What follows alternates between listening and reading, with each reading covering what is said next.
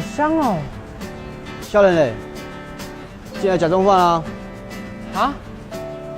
你一个人哦？对，我是美食之路上那一批孤独的狼。加就对啊啦，我做几碗美国牛肉板腱给你吃。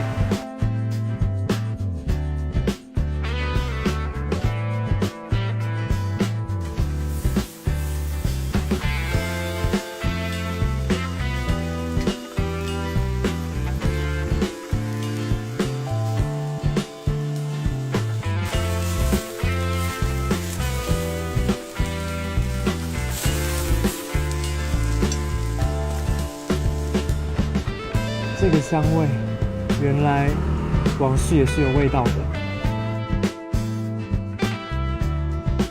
炙烧板腱冻。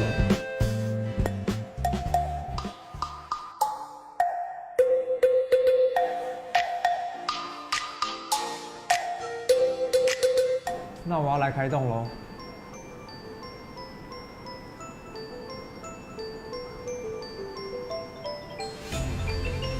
这个美国牛肉板腱带着筋，略有嚼劲，但是口感很好。而这冻饭的酱汁清爽、甘甜，好吃。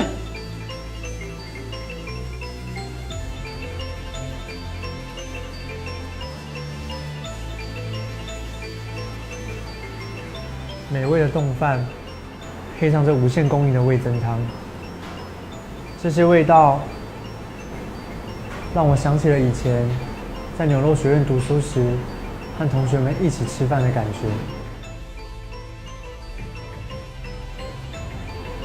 但现在的我，却是一匹孤独的狼。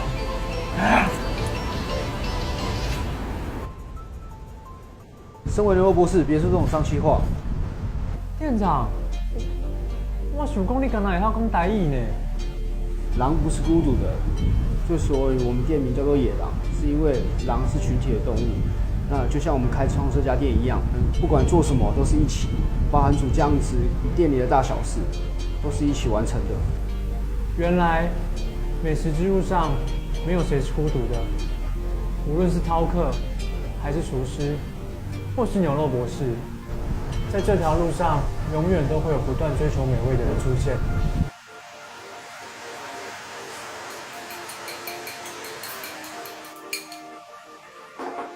牛肉博士的美食传承永不止息，我也要去追寻我自己的路了。